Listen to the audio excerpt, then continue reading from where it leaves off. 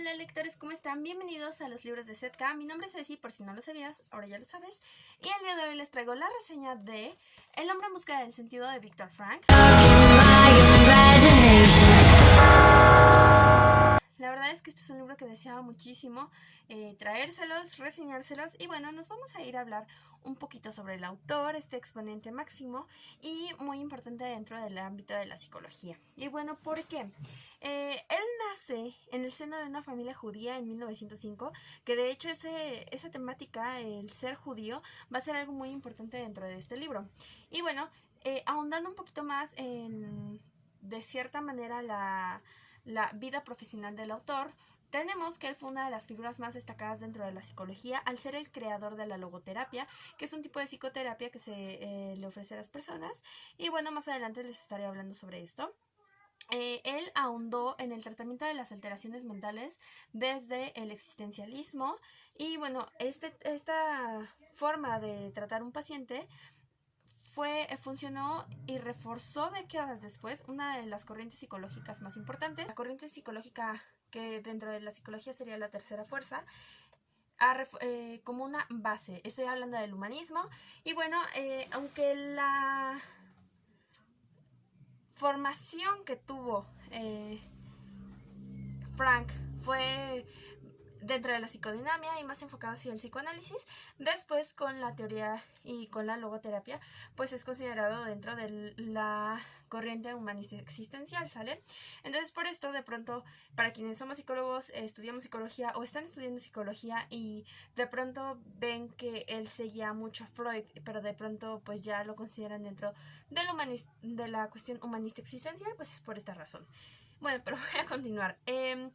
Viktor Frankl sentía mucho interés por la filosofía y de hecho él estudió psiquiatría, aunque hay personas que dicen que es un neurólogo y otras de pronto dicen es un psiquiatra, pues bueno, es por esta razón, porque él estudió la cuestión orgánica mediante el sistema nervioso, por eso estudia psiquiatría, para ver la función orgánica del ser humano y a su vez la cuestión del comportamiento y emocional como una metapsicología, ¿saben? Entonces, pues bueno, de hecho, él cuando estaba en estas cuestiones de formación, pues bueno, ve que el psicoanálisis está ganando pues bastante popularidad con Sigmund Freud, que es el máximo exponente de la misma. Y bueno, a partir de aquí pues salen estas cuestiones de que él quisiera estudiar psiquiatría y todo esto. Él se forma en psicodinamia, pero en la teoría de Alfred Adler, que de hecho era uno de los seguidores de Freud, hasta que tiempo después él dice, no, pues sabes qué, sí que padre, pero pues yo quiero crear mi propia teoría. Y él pues se va a crear sus propias cosas y Viktor Frankl pues fue uno de sus seguidores o aprendices, lo que quieran, como lo quieran ver. Le gustó más esa teoría y pues dijo, bueno, pues para allá voy. Y bueno, el interés que tenía dentro de esta teoría, por qué seguía a estas personas, era por las fuerzas inconscientes que emergían de la estructura social, de cómo una persona estaba conformada y cómo de lo que una persona hacía, había otras cosas más abajo o cosas que no se podían ver, cosas que la persona ni siquiera sabía que tenía y que de pronto pues iba sacando, ¿saben? Pero él sobre todo enfocó casi todos sus estudios a las maneras de enfrentar el sufrimiento, que es de hecho una de las cosas que vemos a lo largo del libro y muchos puntos y teorías que nos maneja.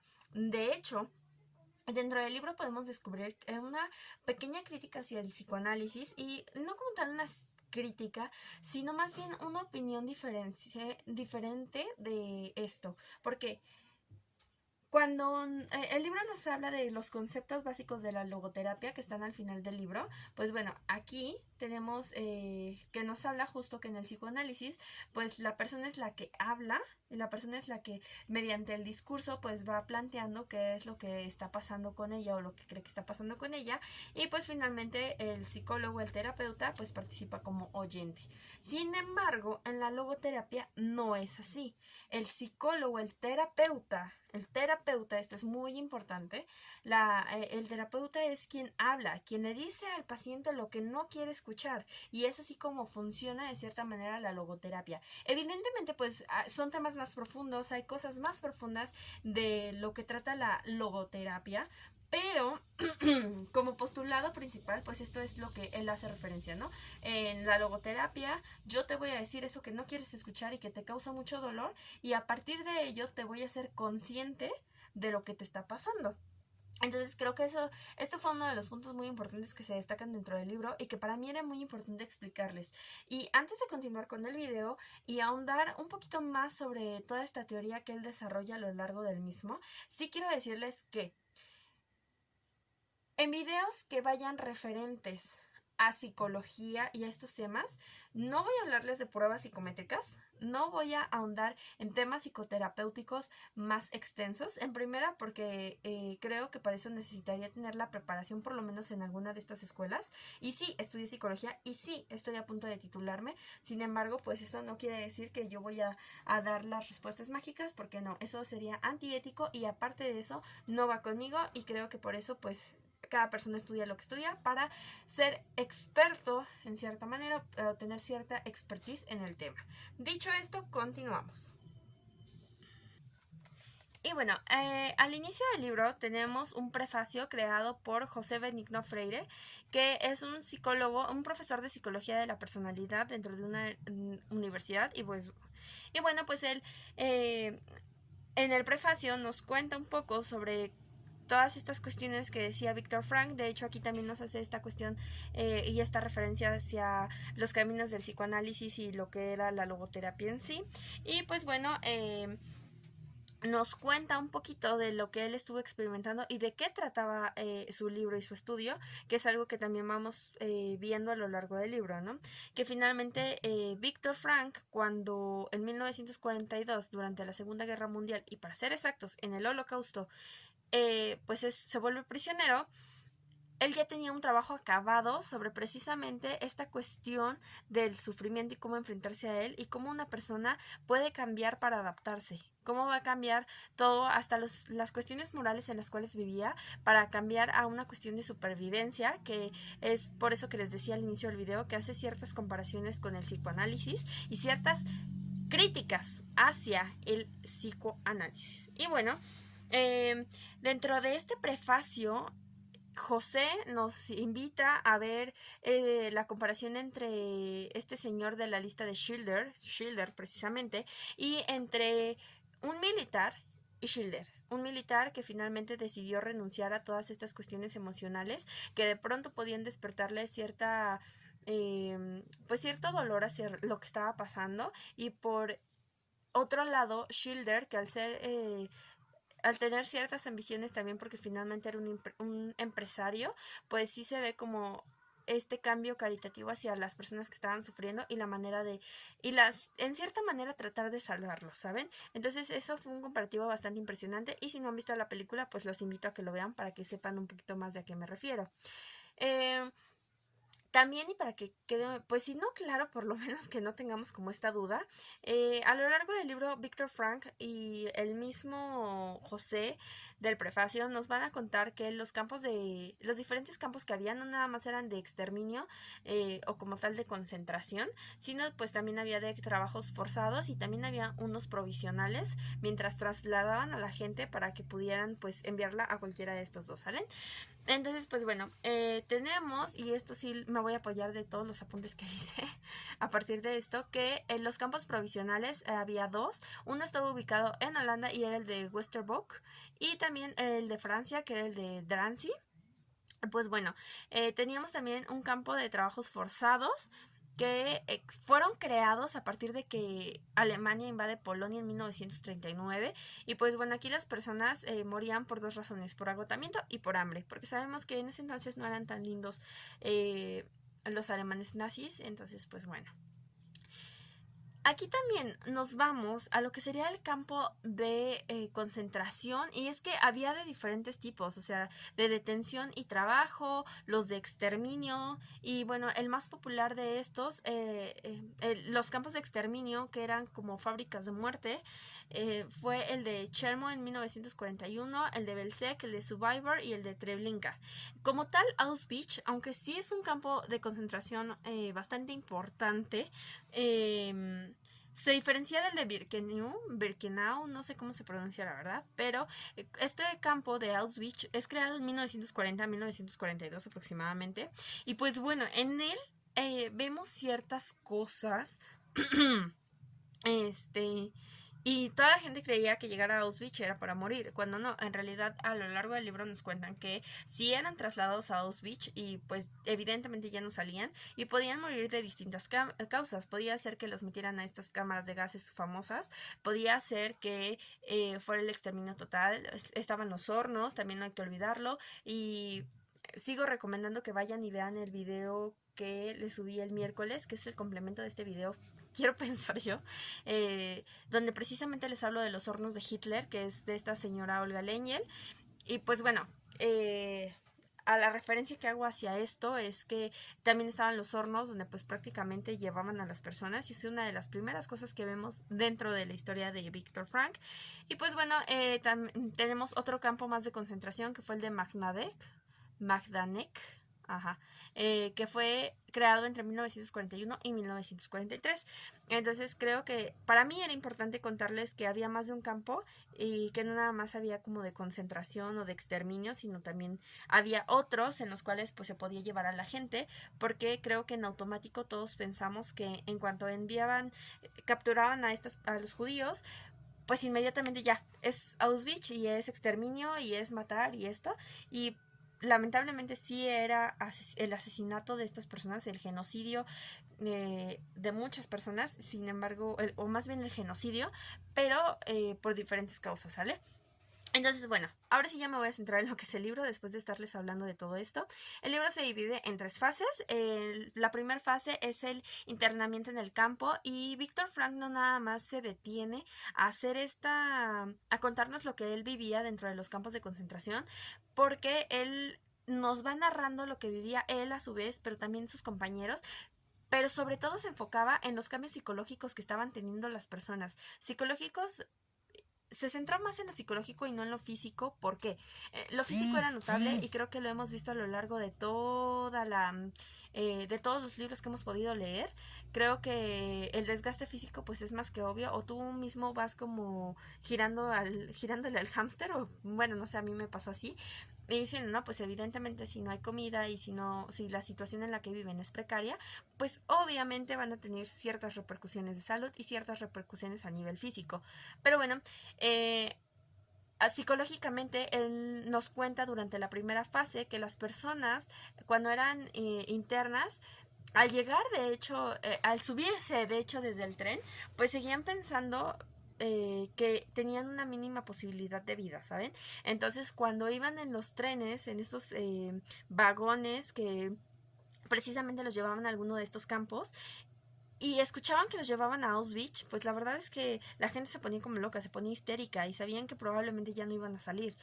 Pero a pesar de ello, y cuando llegaban a estos campos y el campo en el cual él estuvo, eh, dicen, wow, ¿no? Ok, sí, me trajeron aquí, pero pues, ay, qué lindos son los alemanes, porque me dejaron quedarme con mi reloj, con mis anillos, con mis aretes, solo los despojaban como tal de su ropa.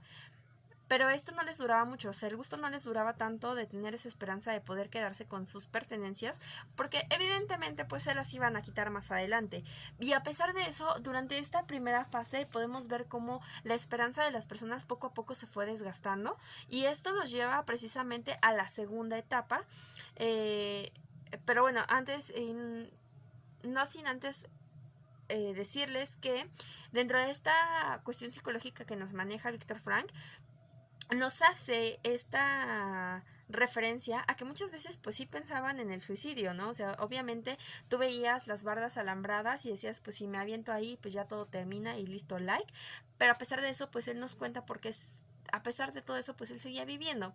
Después nos pasamos ahora sí a la segunda fase, que era la vida en el campo, donde pues obviamente eran obligados a tener trabajo forzado, a hacer fosas, a otro tipo de cuestiones con estas personas, la SS, con estas personas que prácticamente eran los encargados de observar que evidentemente hicieran el trabajo que los habían puesto a hacer, y aquí él empieza a notar que de manera sistemática y a nivel psicológico empieza a haber cierta apatía en las personas. O sea, antes cosas que les interesaban y que decían, wow, no, ¿qué está pasando?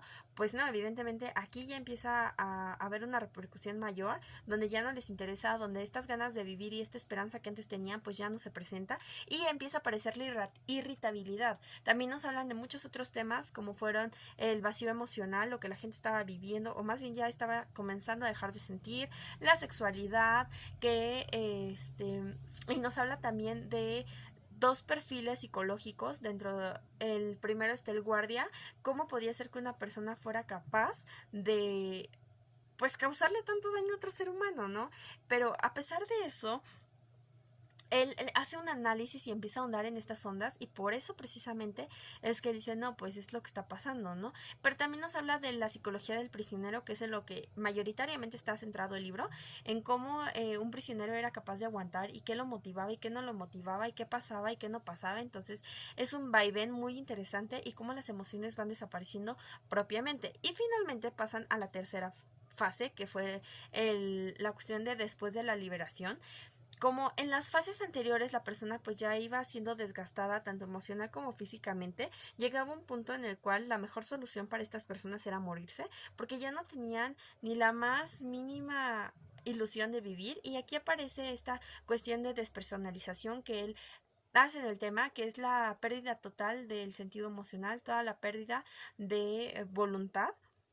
Entonces nos habla como de muchos conceptos que de pronto son muy importantes, y ya vemos una persona vacía que pues ya si vive, qué bueno, y si se muere pues también.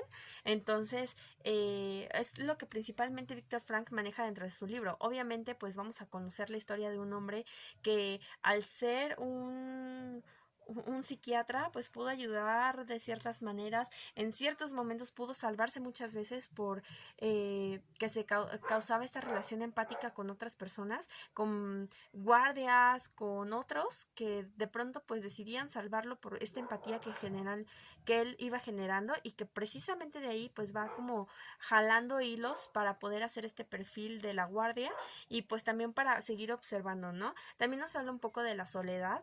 Durante el libro podemos observar cómo Víctor Frank dice que el ser humano necesita por lo menos estar 5 minutos solo para poder reflexionar sobre sí mismo, y esto a su vez le va a traer otras situaciones que le van a permitir enfrentarse a la vida. Entonces al final del libro pues podemos ver que la pérdida de todas estas herramientas y de esta capacidad para seguir comunicándose de una manera emocional con el otro pues va cambiando paulatinamente hasta que pues ya se la creyera, ¿no? Porque cuando los liberan a los judíos, pues ellos ya estaban así de, ajá, ¿a dónde me vas a llevar?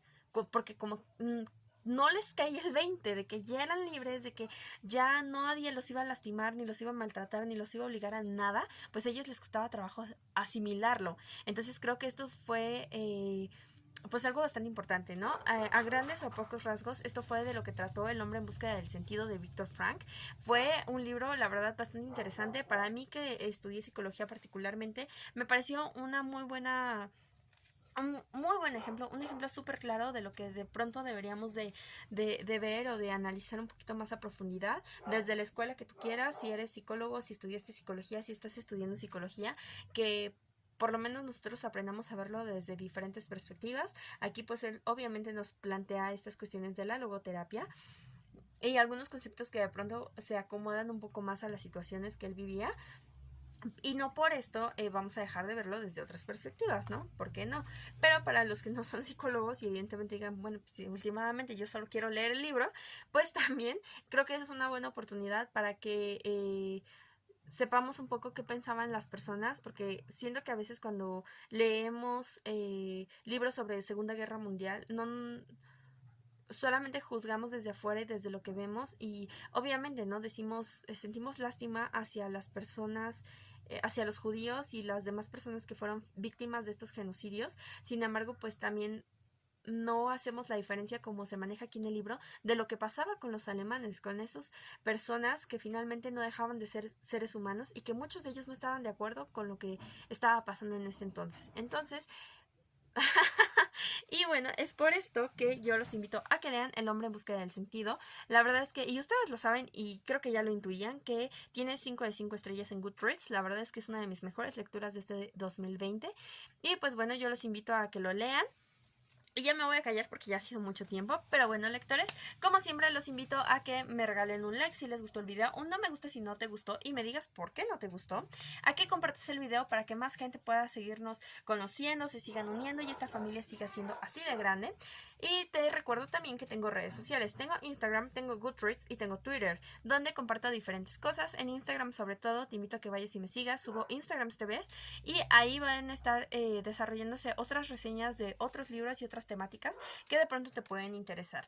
Te mando un beso y un abrazo y yo te veo la siguiente semana con un nuevo video. Bye.